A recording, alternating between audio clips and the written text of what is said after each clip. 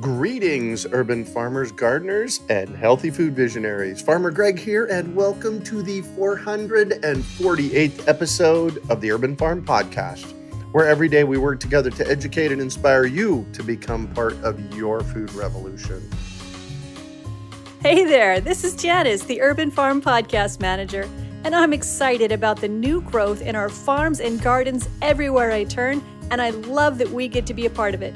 For helping us all in our goals to grow our own food, we are grateful to our sponsors, Lacrosse Boots and Gemplers. Let them know you appreciate it too, and check out their websites for some great farm products. I learned a long time ago that having good tools supports my dedication to being a lazy gardener. Along the way, I've always looked for the best, most innovative products that are fairly priced and sold by a company that treated me like I matter. That is why I'm so excited to find Gemplers. They've been around since 1939 when they started selling tires to farmers. Still located in Wisconsin, they take pride in finding the highest quality product to make your hardest outdoor jobs easier. Gemplers offers thousands of products to help you with your urban farming and gardening projects, tools that pave the way for greater harvests. Over the next few months, I will be reviewing some of my favorites and adding them to my very own page on their website. Gemplers is dedicated to being the best place you've ever shopped, treating you like a neighbor. Whether you're a business owner or a passionate hobbyist, please accept my invitation to get acquainted with them. They've even set up a special offer for Urban Farm Podcast listeners. Enter Urban Farm 01 to save 20% on your first order. Visit Gemplers.com/urban farm to make your gardening and farming chores that much easier. At Lacrosse Boots, we salute the land, the rolling acres you've come to know like the back of your own hands, the fertile soil where your family has grown and your everyday moments have blossomed into everlasting memories. For this land is your land, your bedrock, your private parcel of earth that keeps you firmly grounded to what truly matters most. Lacrosse Boots, done right since 1897. Visit us at lacrossefootwear.com to find a dealer near you. Today on our podcast, we have someone who is stewarding future crops through considerate cultivation and harvesting of seeds. We're talking with Luke Allen about true breeding seeds. Luke was raised in a small town, then moved to Seattle, where he worked doing computer graphics design. After many years there, Luke realized something was missing from his daily grind. He went on a series of vision quests and realized that he needed to work with the land, the water, the animals, and our food. Luke studied permaculture, received his permaculture design certificate, and started growing food. Sundial Seed is his small, family-run regional seed company located in Willits, California. They produce handcrafted, market-ready varieties. They work with seed growers to co-create delicious, market-ready, true breeding varieties. Welcome to the show today, Luke. Are you ready to rock seeds? Let's roll. Excellent. So, hey, I shared a bit about you. Can you fill in the blanks for us and share more about the path you took to get where you're at today? Yeah. So basically, living up in Seattle, I started to realize that I'd spent most of my life with some stomach problems, a lot of like irritable bowel syndrome, and had realized that a fair amount of depression and anxiety was actually creeping into my life around those stomach problems. Mm-hmm. So I started doing some soul searching or looking into myself to see what needed to happen. And out of that, I discovered the ancient technology of fasting. Oh. And along with that, the native North American Sundance ceremony. So I joined onto that, and we did the Sundance ceremony, which is 4 days of dancing in the sun where we give up food and water. So we do a 4-day-long fast. Wow. And life-changing, incredible. And after that, I just felt good, felt clear. Felt like I could think again.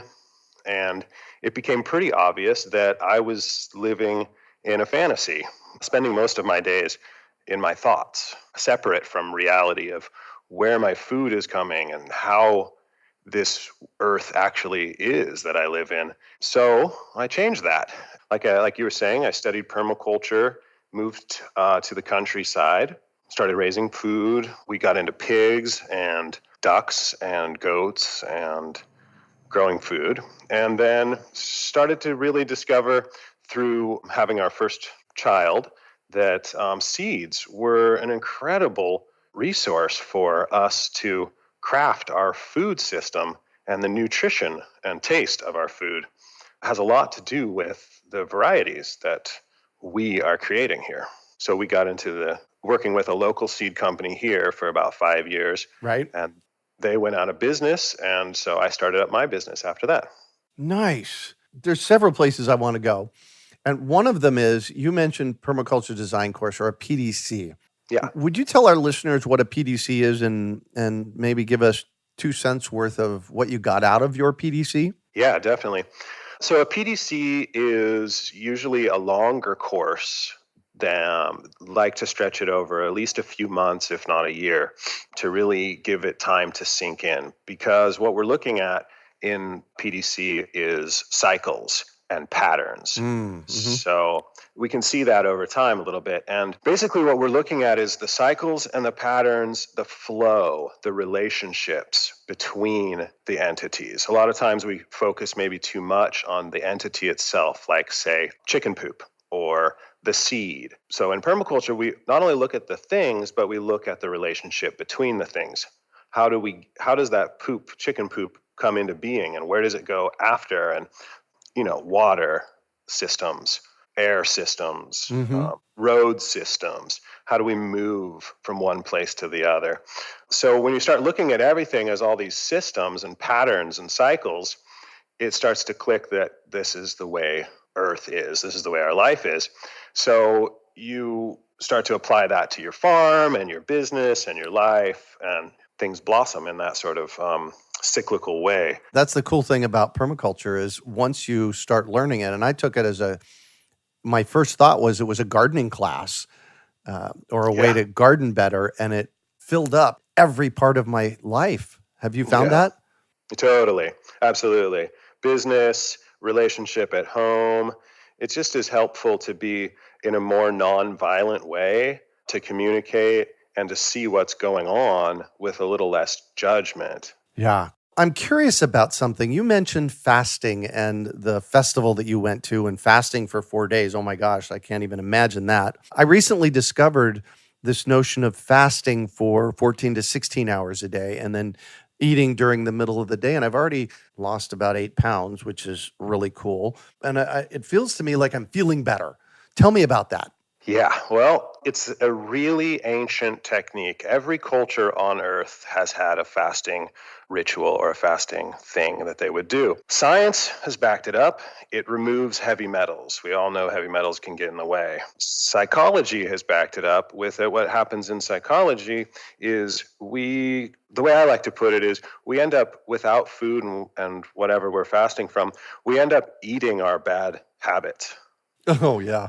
So we sacrifice. Fasting is about a sacrifice. So in giving something up, you are sharing with creation, and you get back in exchange for that simplicity. You get clarity. Mm-hmm. And it's really simple. It's hard to put into words, but when you give something up like that, you realize that you maybe didn't need it as much as you thought you did. Yeah. Realizing you don't need something and actually being okay without it is really powerful in your everyday life, and allows you to do stuff like lose weight, stop habitual patterns that might be not serving you, and go forward and create things that are helpful to you and your family and relations. Yeah, cool. So seeds, you've arrived at seeds, and what was that journey like for you, and why seeds?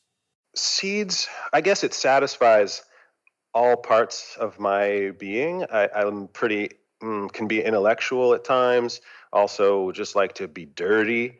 And seeds is somehow gets all of that. There's a real geeky culture about the breeding of things, and then there's also just the hardcore farming where you got to get it in the dirt and you got to get it wet and let it go. And it's got to do its thing. So to me, that magic, is just amazing. And we have a 3-year-old now, and he loves the seed process. And that's how I got into that. Yeah. Mm-hmm. And you stumbled across something called true breeding, and that's not really anything I'd ever heard of. And tell me about that. I'm not sure I know what Yeah. it is. Well, so most of your listeners might be familiar with open pollination Uh-huh. versus an F1 hybrid. So So go ahead and actually define those for our listeners, please. yeah, great. So an open pollinated is one in which there might be a field or a patch of this same seed, and they openly pollinate each other and produce seed that is going to be pretty dang similar to what was there. Mm-hmm. A hybrid is two separate, different plants that you cross, and they make a one off seed that happens to, if you do it right, and you're a super scientist about it, makes a really potent, really identically the same from every seed that you plant. So it'll come in right on time, it'll taste exactly the same, but the seeds won't be true. So when you breed those seeds, again, they'll be wild. They won't be anything like what you had. So you can't save them. So you have to have those two parent lines in separate locations, breeding those and then crossing them every year. Now we're not talking cross-pollinating a tomato with a watermelon, though, are we? No, we're talking about, say, two very distinctly different tomatoes, crossing them together. Mm-hmm. Two inbred tomatoes, crossing them together, producing an F1. So it's a bit labor intensive, and the big seed companies will do that. And that's the majority of the seeds that are sold to market gardeners because they come in on time and they're kind of guaranteed almost. Yeah. F1, what does that mean? That means the first year. So when you're breeding an open pollinated, you can start from that F1, and then you have to work again to select the quality that you want out of that wild mass that's come out of that F2 that you replanted. So then you select it again for what you want, and then you're on to F3 and you plant them again, and it's a little maybe less wild, and you select again, and then you're on to F4, and you repeat again year after year. By the time you get to your F5 or F7, it's should be stabilized into the variety that you like. And now we would be called open pollinated. Wow. So seed breeders have to be patient. Yeah, exactly. We're working with an amazing seed breeder, Steve Peters, out of the Bay Area, and he's been working on this broccoli, Steve's Tender Early Green Broccoli, the best broccoli I've ever tasted. Wow. Local market grower here said it's the best broccoli he's ever tasted, and he grows for market. But so open pollinated is great. What we're looking at with true breeding is basically open pollinated, but coming at it from a moving forward and a positive viewpoint of we are doing this to create true breeding seeds that are tasty, delicious, and are bred for the food quality. Often what happens with commercial industrial seed companies is they will open pollinate and each year select for more seeds and less meat in, say, a squash. So year after year, as they're breeding this seed, every time you're saving seed, you're a breeder if you're saving seeds. So year after year, selecting a squash, let's say, for more seed and less meat, eventually you get a pretty measly looking squash. Whereas our squash, for example, is being bred by Bill Reynolds up on the Eel River here in Northern California. He sells his squashes at the farmer's market for food. He's been breeding for more meat and less seeds for 30 years. We have this amazing squash that is thick, juicy meat and smooth skinned, keeps all winter long. Wow. And it's true to seed. And it's true to seed. All the stuff we sell is true breeding, true to seed. So it's all, some of it is heirloom, meaning it was developed a long time ago by some master breeders back in the day. And some of it is based off of heirloom, but modern, meaning that people have been breeding it for 5 to 7 years and it's stabilized and open pollinating and coming true to seed. So you can save it and plant it next year.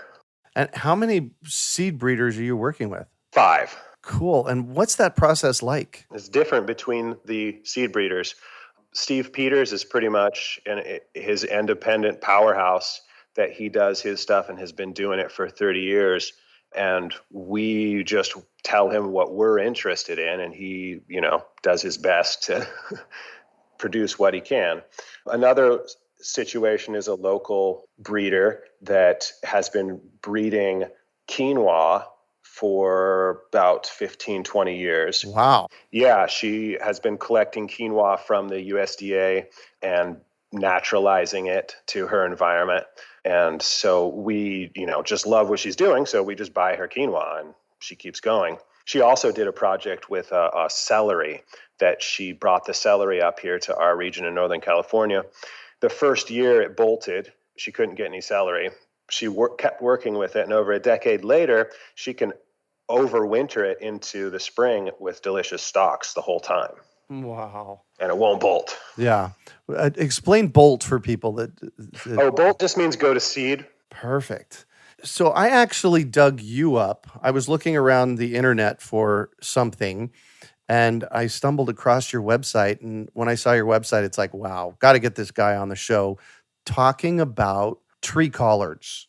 Oh, yeah, the tree collards. Yeah, tree collards. I've grown them here at the Urban Farm before, and the ones I've grown were 8 feet tall, and they last 2 to 3 years. I guess we call that biennials. Tell me about tree collards, what they are, and how our listeners can get some, because you want one of these growing in your yard. Oh yeah, once you have one, you have as hooked. many as you want. So Yeah. You're hooked.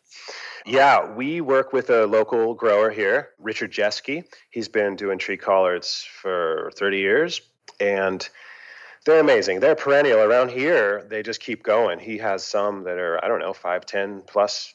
And what are they? Tree collards are a perennial vining, kale-like, cabbage-like plant that makes big, juicy, purple-green leaves. Plate size.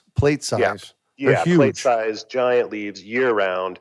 The ones that we have, you have to get a stake in it or something at about 4 feet because it'll fall over if you don't stake it up. The cool thing is if it falls over, it'll root itself and grow a whole new plant. I know, right? It's amazing. We're doing constant cuttings. We send them out every week, and people love them. You just stick them right in the dirt, keep them watered, and they just grow and grow. And then you can cut off and make a new one, plant it in, give it to your friends. Now, the cool thing that I noticed about tree collards was I got one stalk, and when it got to a certain height, like 4 or 5 feet, it started shooting off stalks off the side, little pencil-sized ones that we could then take off and reroot. Exactly. That's how our grower does it. He's just got a few lines of them in his garden, and they just are multi-stalked at some point. They almost start draping off the side, growing new ones.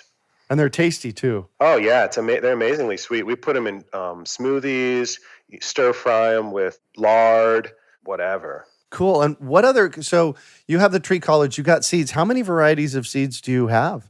We have only about 30 varieties. We're not trying to cover the market with generic. We're trying to focus on actual breeders that are really interested in a particular seed variety, and those are the ones we have to offer. So basically, you've created loosely stated, a regional seed cooperative.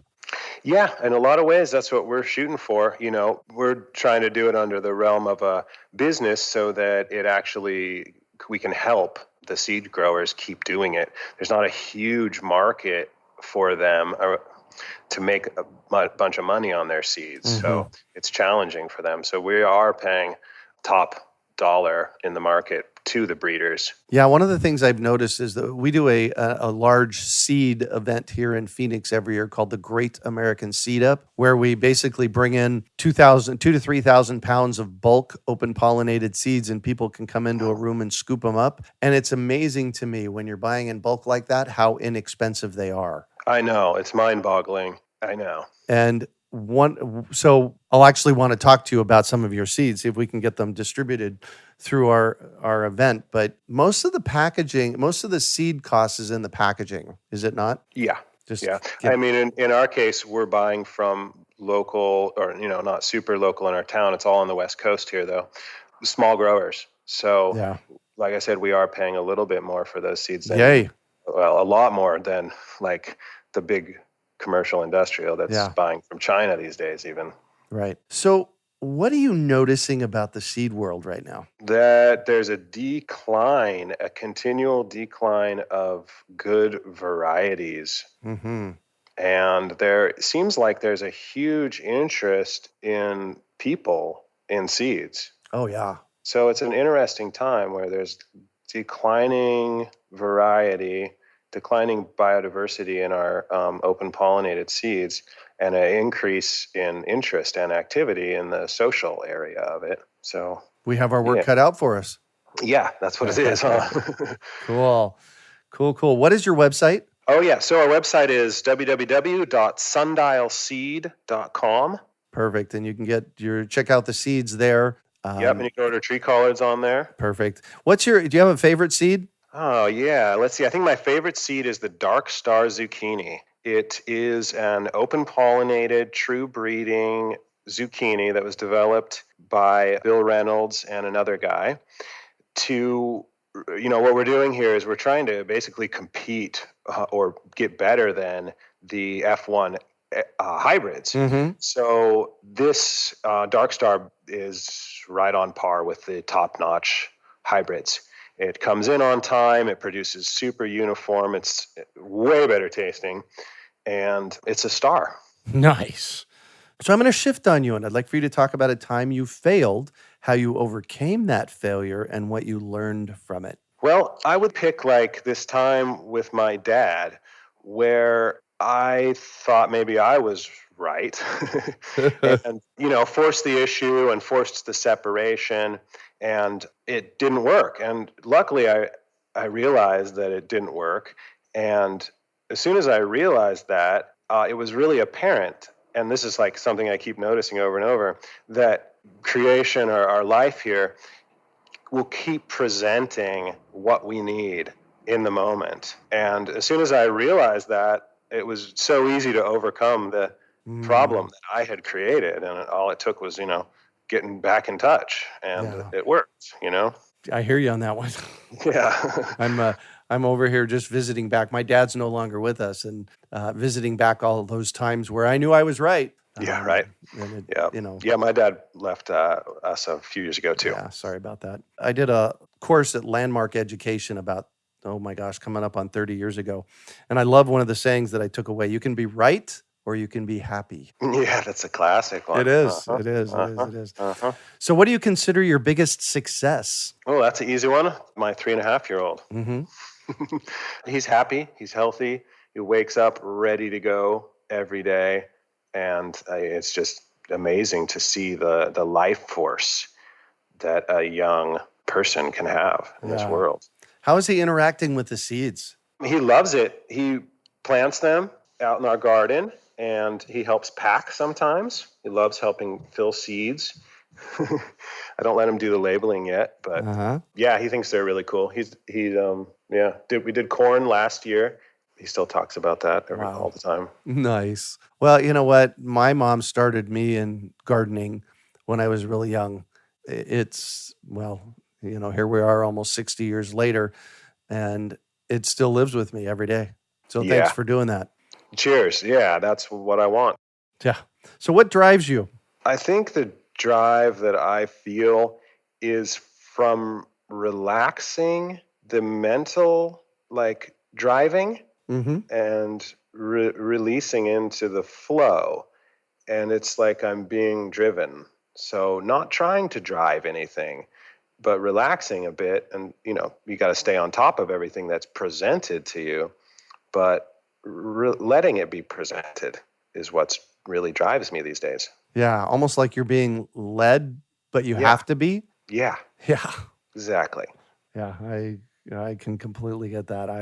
I do what I do in the world, not because I know why I have to do it, but that's what I'm supposed to be doing, and I'm driven and led at the same time. So I hear you. Yeah, well put. Yep. So if you could recommend one book for our listeners, what would it be and why? Sepp Holzer is a permaculturist from Austria, and he has two amazing books, but the one I guess I would recommend is called Desert or Paradise.